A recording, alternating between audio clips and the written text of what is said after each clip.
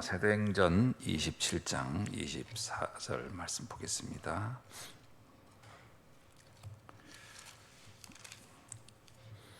사도행전 27장 24절 말씀.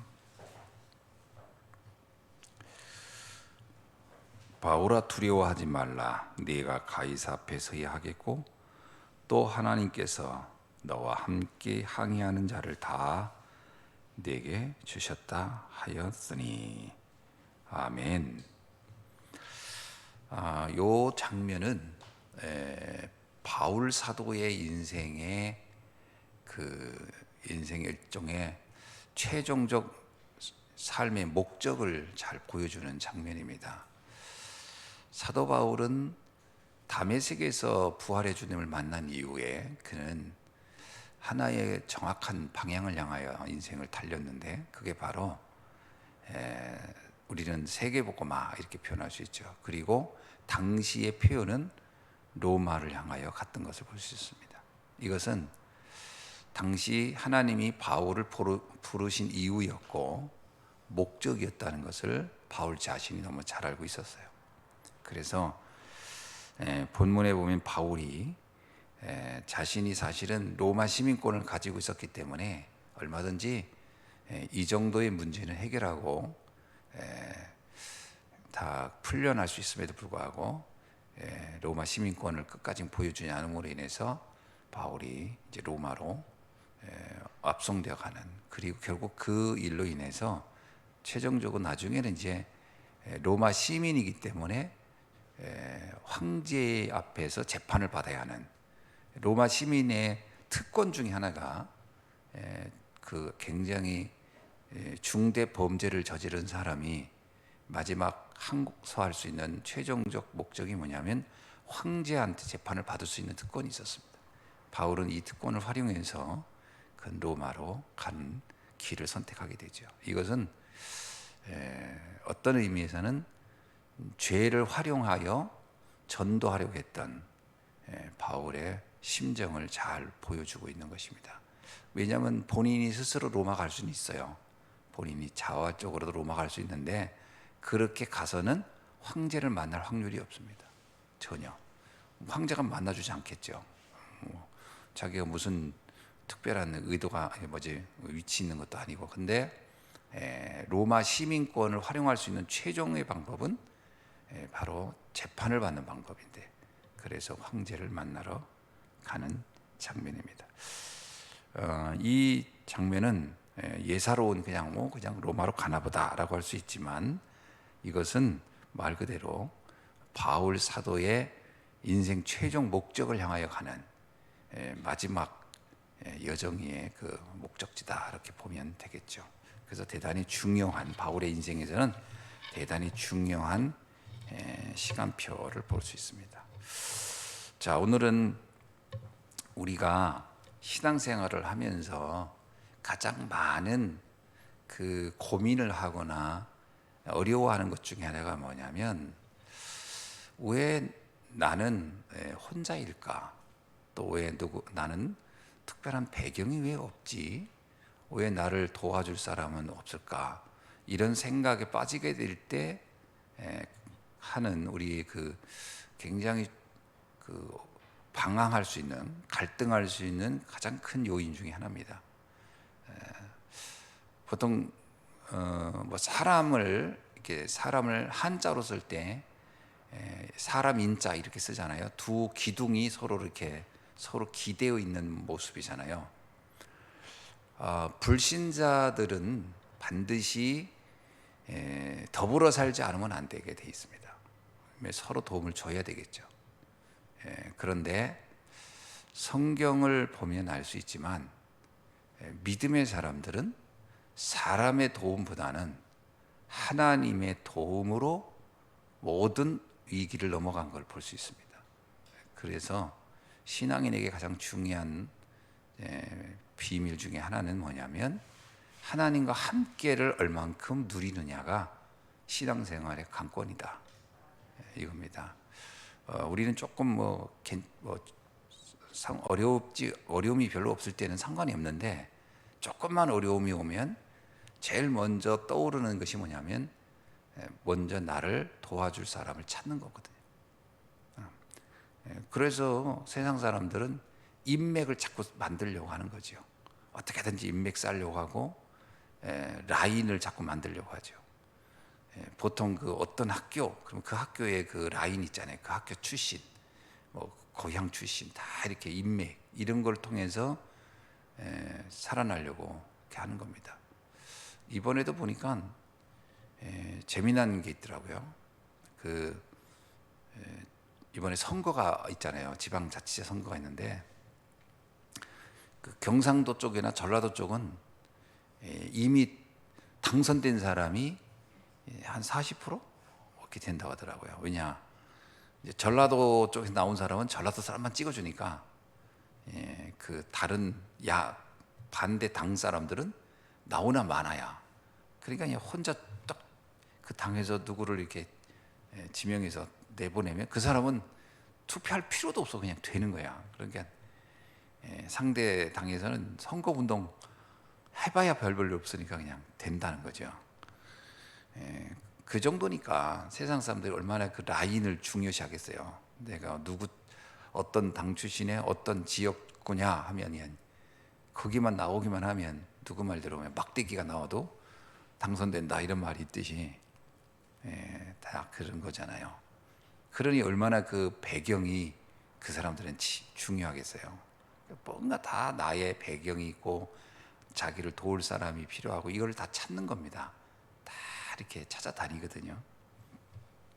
자, 그래서 보통 그 세계 교회가 그 이렇게 표면 교회 중에는 굉장히 이렇게 급성장하는 교회들이 간혹 있어요. 전 세계적으로 보면은 대부분이 사람들의 요구 조건, 그 사람들의 가려운 데를 너무 잘 긁어주는 거예요.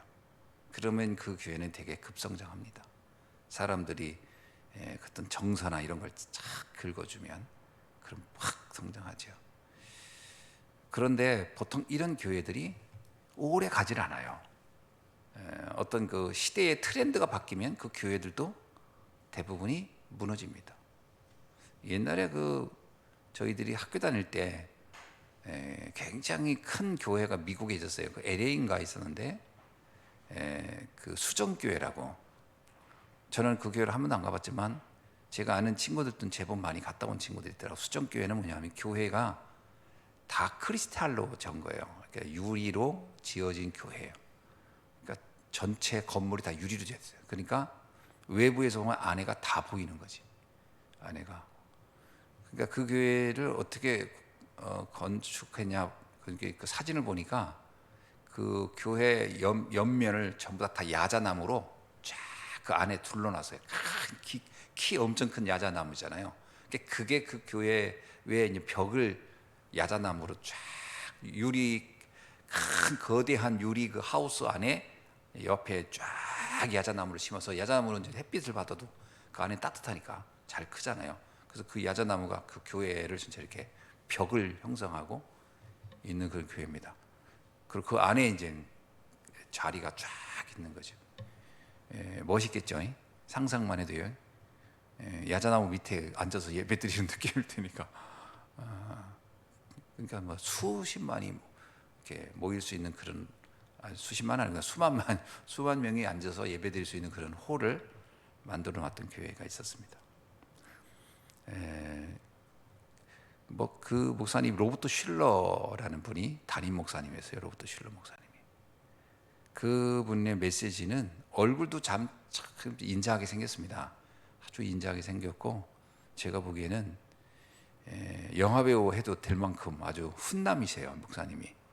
그리고 메시지도 계속 그런 어떤 메시지냐, 하면 된다, 할 수 있다, 하자. 이게 포커스입니다. 그래서 한때 우리나라도 그 열풍이 엄청났습니다. 모든 교회들이 하면 된다, 할 수 있다, 하자. 그래서 그분이 쓴 책이 가장 대표적인 게 뭐냐면 적극적 사고방식이었어요. 그게 아마 지금도 기독교 서점에 가면 있을 거예요. 적극적 사고방식. 뭐든지 하자라고 부정적이지 말고 긍정적으로 하면 되겠다. 그 마을의 사람들이 막 엄청나게 많이 모이는 거죠. 그 성경에서도 무조건 하면 된다라고 하는 그런 내용만 뽑아서 메시지를 하는 거죠. 사람들이 막 인산인해서 구름같이 모였습니다. 그런데 시간이 지나고 나니까 하면 된다, 하자, 할 수 있다, 이거 가지고 안 되는 거예요. 이게 일종의 뭐라고 합니까? 그냥 자기의 어떤 바람이지 실제로는 안 되는 거예요. 실제로 안 되니까 사람들이 실망하기 시작하는 겁니다. 도대체 언제까지 내가 저런 기대만 가지고 살 수 있겠을까? 조용히 무너지기 시작하는 거죠. 나중에 결국 유지가 안 되니까 교회가 문을 닫았죠.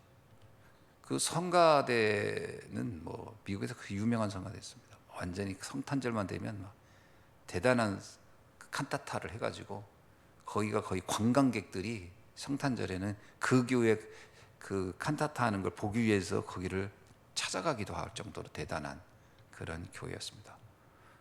그러나 결국 성가대를 운영했던 그 대장은 그 교회에서 목을 매 자살했어요. 그러니까 이런 어마어마한 문제가 막 확 무너져 버린. 왜 그럴까요? 사실은 완전 복음이 아닌, 하나님이 우리와 함께가 아닌, 어떻게 하면 사람들의 마음을 이렇게 좀 위로하고 사람들과 함께 더불어 사람들이 원하는 걸 해줄까 하는데 포커스를 두고 하다 보니까 굉장히 위험한 메시지가 돼버린 거예요. 사실은 나쁜 건 아닙니다, 그죠? 부정적인 것보다 긍정적인 게 좋은 거니까요. 그런데 사실은 영적으로는 상당히 위험한 메시지였던 거죠.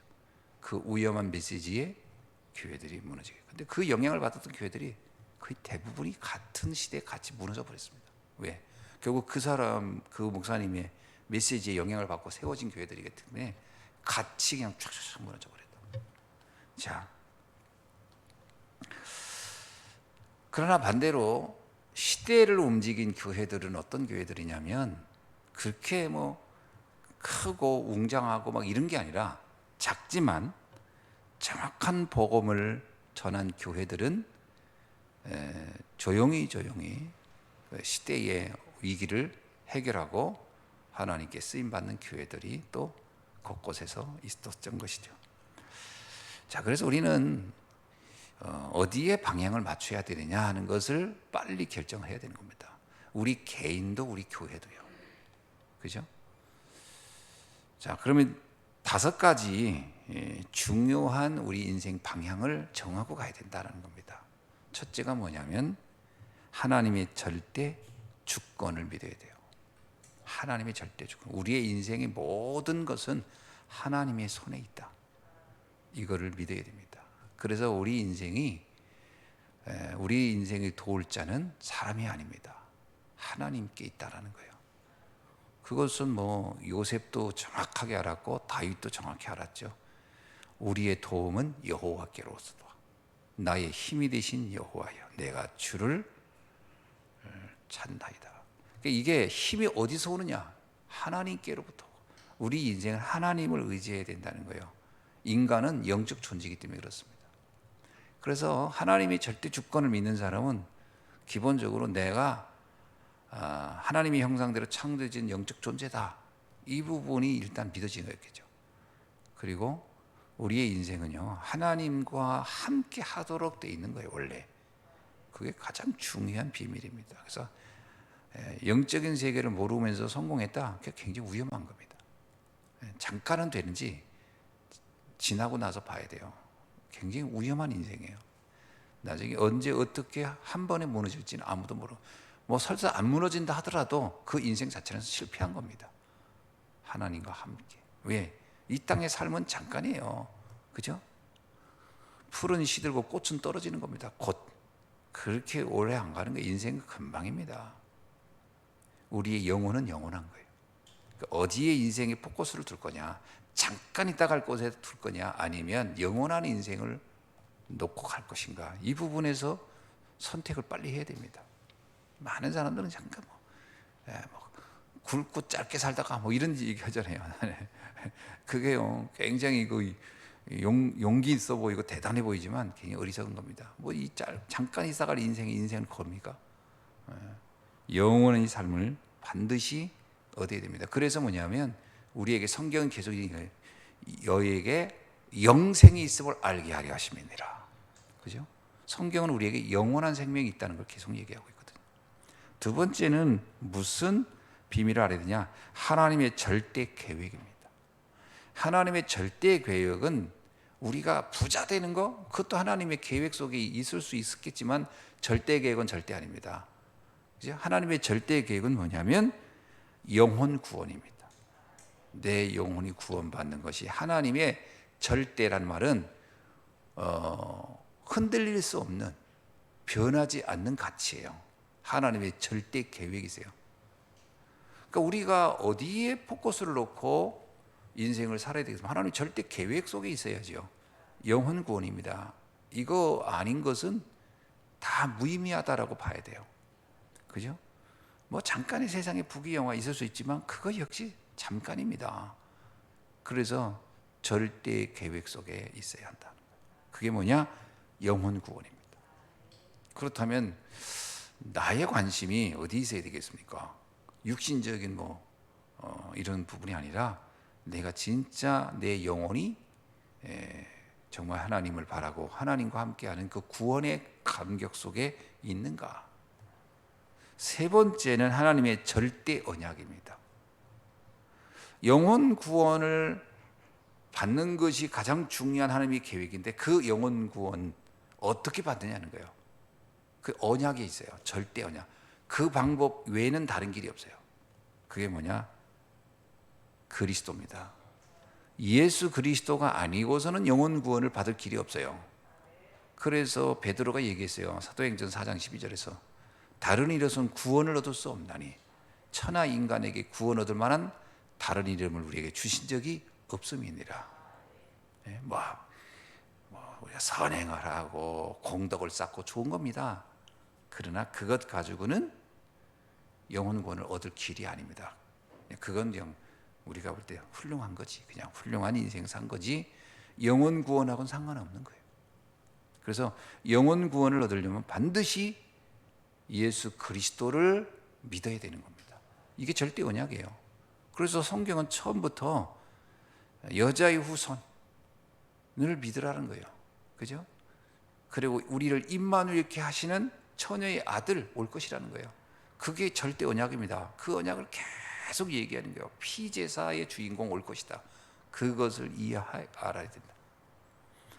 자, 그 다음에 우리가 하나님을 믿고 영원히 구원받고 예수 그리스도를 통해서 구원받는 것까지 안다 하더라도 네 번째입니다. 하나님의 절대 여정을 알아야 돼요. 우리 인생에 구원받고 그다음에 딱 난 천국 가. 그게 다요. 예수 믿고 구원받으면 돼. 여기에 머무르는 사람도 있거든요. 근데 이거는 우리를 이 땅에 보내신 하나님의 가장 중요한 목적이지만 그 목적 다음에 우리에게 원하는 하나님의 여정이 있어요. 우리 인생을 이끌어가는 여정. 예를 들면 아브라함 하나님을 알고 믿었잖아요. 그리고 아브라함도 오실 메시아를 알았다 그러잖아요. 그것으로 아브라함의 인생이 다 끝난 거냐? 그렇지 않습니다. 아브라함에게는 그 다음에 여정이 있어요. 인생의 여정이 있단 말이에요. 다윗도 여정이 있고 다 성경에 나오는 인물들이 여정이 있어요. 우리가 알고 있듯이 모세도 인생 여정이 있어요. 그 여정이 뭐냐? 전도자의 삶입니다. 이 비밀을 말해주는 삶이 가장 가치 있는 인생이라는 거예요. 인생의 여정을 놓치면 안 돼요. 그러니까 예수 믿고 구원 받은 것까지는 또 하는 분이 계신데 그 다음에 관심 없어요. 누가 뭐 어떻게 되든지 뭐 난 여기 그냥 끝나서 그것도 굳이 그럼 하나님은 그 여정을 살지 안 하는 게 그 여정을 살고자 하지 않는다면 굳이 그 사람에게 경제를 줄 이유도 없고 건강을 줄 이유도 없고 만남의 축복을 열어줄 이유도 없는 거예요. 왜? 그 여정과는 상관없다 그러면 하나님이 굳이 그곳에 그 생명건 제자와 생명건 사람과 또 그런 경제와 이것이 뭐가 필요하겠어요? 그렇죠. 필요 없습니다. 사실 그죠? 하나님이 우리에게 허락하신 이 땅에서의 삶은 그 여정 때문에 허락하는 것이다. 이렇게 봐야 됩니다. 모세에게 아론 같은 제자, 여호수아 갈렙 같은 제자를 붙인 이유는 그 여정을 살려고 했기 때문에 필요한 거지. 나는 하나님 믿고 그냥 구원받고 그냥 이거로 끝이에요. 그러면 굳이 거기에 그런 여정은 난 없다. 그러면 그 사람 만나가야 할 이유가 없겠죠. 그래서 여정이 필요한다. 그러면 전도자의 삶을 사셔야 되는 거죠. 저도 사실은 예수 믿고 구원받는 거 이것이 어떤 것이다라는 것까지는 처음에 알았는데 굳이 내가 뭐 전도 선교 이런 거 할 이유가 있나? 뭐 내가 그 안에도 다른 사람들이 많이 있겠지. 다른 사람들이 다 하겠지. 그러고 보니까 제가 한 번 얘기 안 했나요? 한 번은 기도를 하는데 뭐 하나님 뭐 경제가 필요하고 뭐가 필요하고 막 그런 기도를 하는데 분뜻 이런 생각이 들더라고. 근데 내가 하나님이라면 내게 경제가 필요하다고 생각하지 않으시겠다. 그죠? 하나님의 여정과 내 인생이 전혀 맞지 않는데 나한테 굳이 경제가 필요할 이유는 없잖아요. 그러니까 여정이 이해돼야 돼요. 하나님의 절대 여정. 마지막 5번째입니다. 하나님의 절대 목표입니다. 하나님이 목표하는 게 있어요. 그게 뭐죠?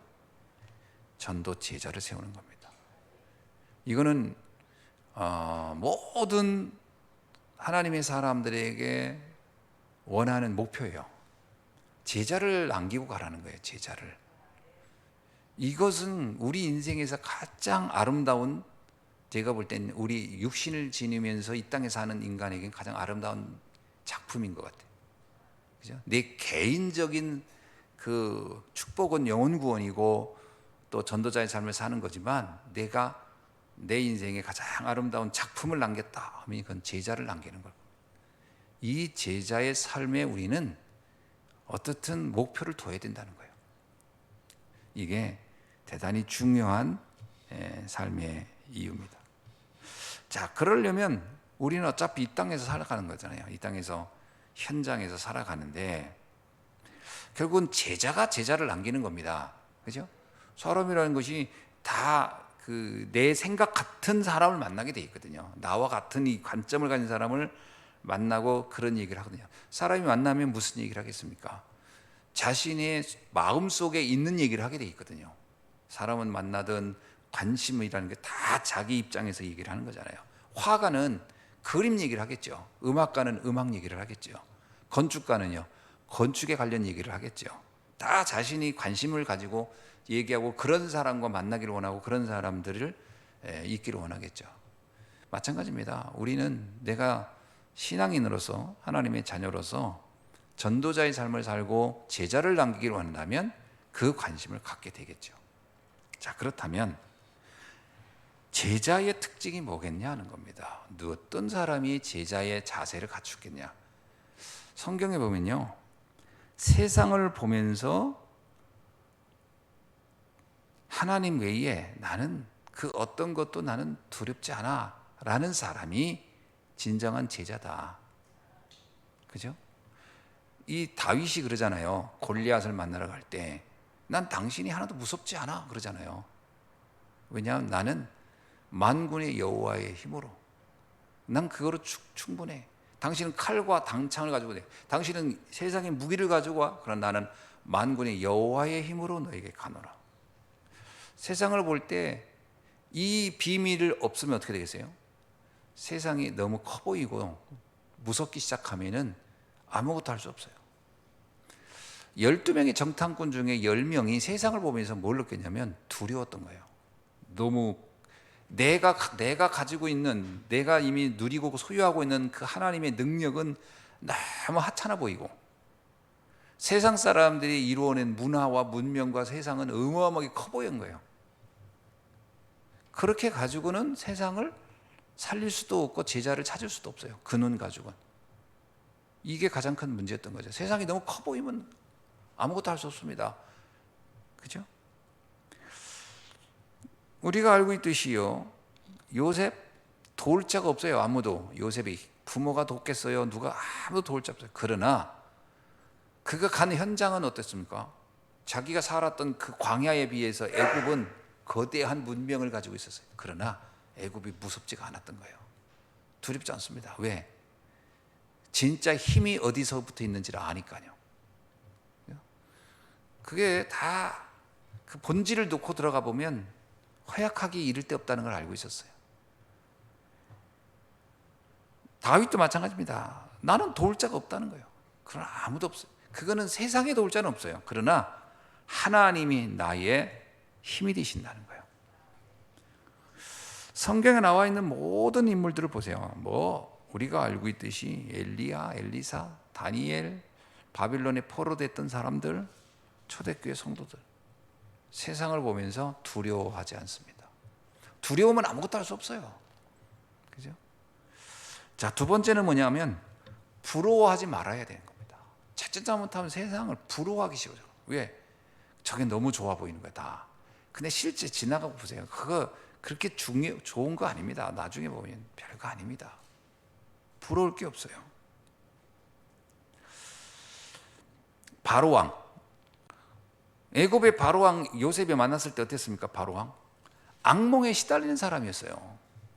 그 황제라는 것이 허울뿐이지 실제 본질은 악몽에 시달리고 있었어. 그냥 초조한 사람이에요. 그걸 요셉이 보니까 불쌍한 거예요.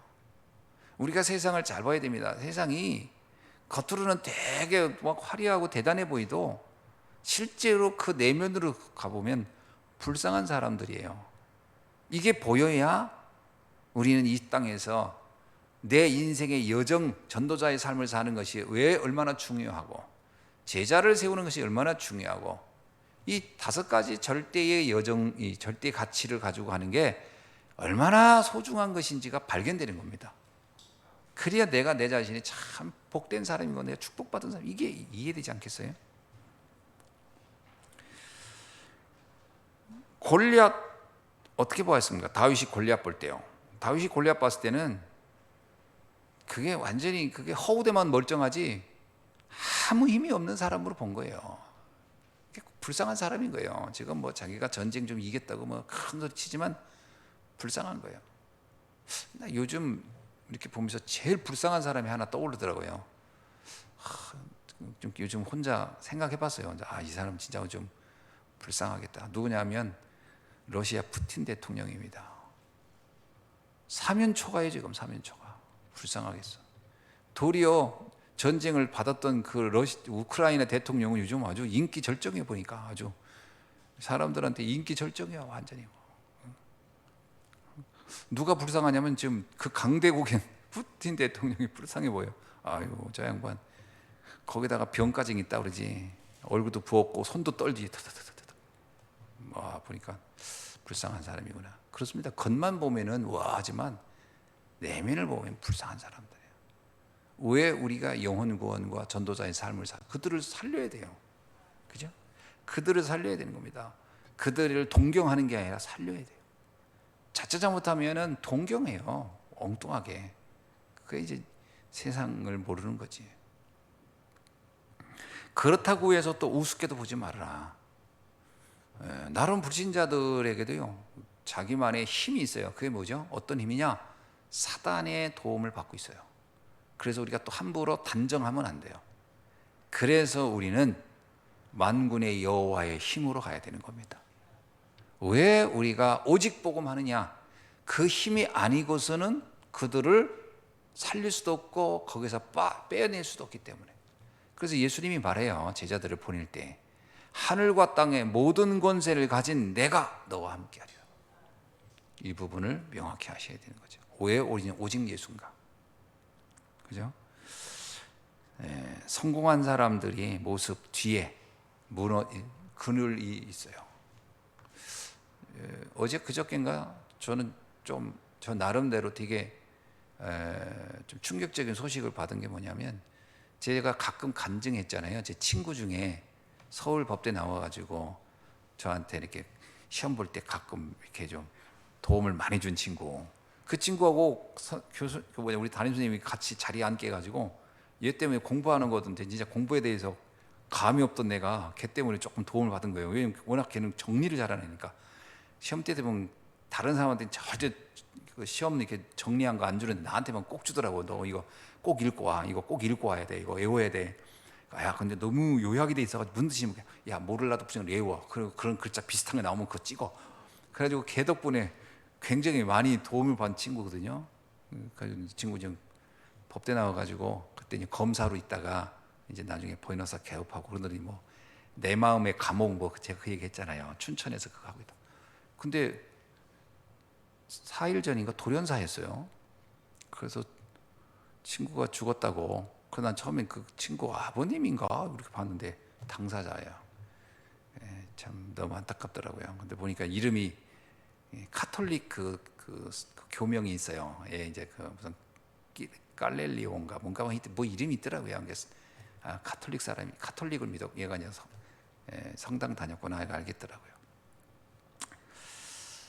근데 이제 저는 이제 그렇게만 보고 그냥 말았는데 어제 우연히 이제 뭐 이렇게 우리 애들한테도 내가 그때 얘기했던 친구가 얘야 그러면서 이제 사진 보여줬는데 그 밑에 보니까 뭐가 있냐면 그 요즘은 그 이렇게 온라인으로 이렇게 열면은 그 밑에 그 뭐죠? 이렇게 조문 이렇게 올릴 수 있는 글이 있잖아요.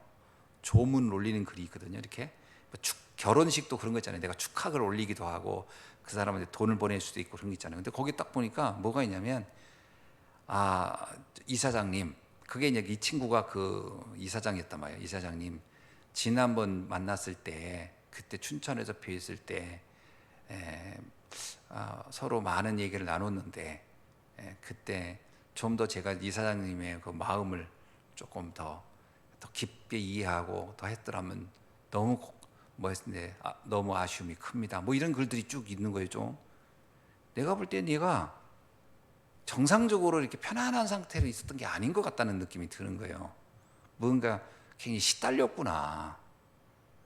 그러니까 그게 보니까요, 어떤 산 속에 딱 그 빌라 같은 거 두 동이 있는데 그게 감옥 2평짜리 딱 만들어 놓고 앉아서 거기서 명상하면서 하는 그 훈련을 하는 거예요. 이 친구가 이제 그걸 여러 사람 돈 받고 하는 거지. 근데 2평짜리 안에서 앉아 있으면요, 그게 사람이 20평 안에 누워 있어도 혼자 있으면 답답할 판인데 뭔가 내면적으로는 답이 없는 거예요. 그런데 그렇게 고생하다가 고생한 거지 뭐. 결국은 돌연사했더라고요. 내가 보니까 뭔가 마음에 깊은 걱정도 많이 있었겠구나. 뭔지 모르겠지만 그런 생각이 그 문장을 쭉 보니까 이렇게 쭉 보니까 그런 얘기 있었더라고요. 뜨문뜨문 그런 이야기들이 좀 있더라고요. 그래서 참 안타깝다 그런 생각이 드는데 세상이 그렇습니다. 그렇죠? 우리가 집사람이 나보고 그러더라고. 그 친구가 나 초청해가지고 와서 그거 좀 하라고 할 때 좀 가지. 근데 생각하면 한들 또 그 친구가 나하고 앉아서 그 얘기 듣고 있을까 싶은 생각이 들고 자기 나름대로 그렇게 똑똑하다고 하는 친구인데 옛날 얘기는 하겠죠. 그 친구 분명히 이 얘기했을 거야. 나 너 그때 시험 봐가지고 도와준 거 너 기억하냐 뭐 이 얘기 할 건데 내가 도움을 준 것도 아니고 받은 입장에서 진짜 복음을 말할 수 있는 여지가 됐을까 하는 생각도 들긴 드는데 어떻든 한번 만나볼 걸 참 안타깝다는 생각 듭니다. 현장의 모습을 이게 볼 때 내가 혼자라는 것이 혼자가 아니라는 거예요. 그렇죠? 다른 사람이 볼 때는 보이지 않는 힘을 가지고 있어야 되는 겁니다. 그게 하나님이 나와 함께. 이거 없으면 우리는 가장 강한 힘입니다. 하나님이 나와 함께. 이건 무너지면 뭐가 있어도 그건 다 쓸데없는 거예요. 뭐 학벌이니 뭐 명예니 명성이니 성공이니 이게 무언 그렇게 대단한 힘이 되겠습니까? 절대로 잊지 마시고 하나님이 나와 함께 이 시대의 남은 자로서의 그 정체성을 꼭 기억할 수 있기를 부탁드리고요. 현장에 숨겨진 자, 흩어진 자 가운데 또 다른 제자를 찾는 일에 70인 제자 찾는 일에 우리가 마음을 담고 기도하면서 응답하다 가야 할 줄 믿습니다. 기도하겠습니다. 하나님 감사합니다. 오늘 하나님이 우리에게 주신 이 놀라운 비밀, 언제 어느 곳에 있든지 노바디의 축복을 가지고 혼자가 아니라 하나님이 나와 함께함으로 충분히 감사하고 행복하고 만족한 삶을 살아갈 수 있도록 인도하여 주시며 절대 주권과 계획과 언약과 여정과 목표를 향해 가는 참 전도자의 행복을 누리는 시간 되게 하여 주옵소서. 우리 예수한교회가 또 우리 개인이 이 비밀을 가지고 현장에서 무너져 있는 이들을 살려내는 일에 귀한 전도자로 쓰임받게 하옵소서. 예수 그리스도의 이름으로 기도하옵나이다. 아멘.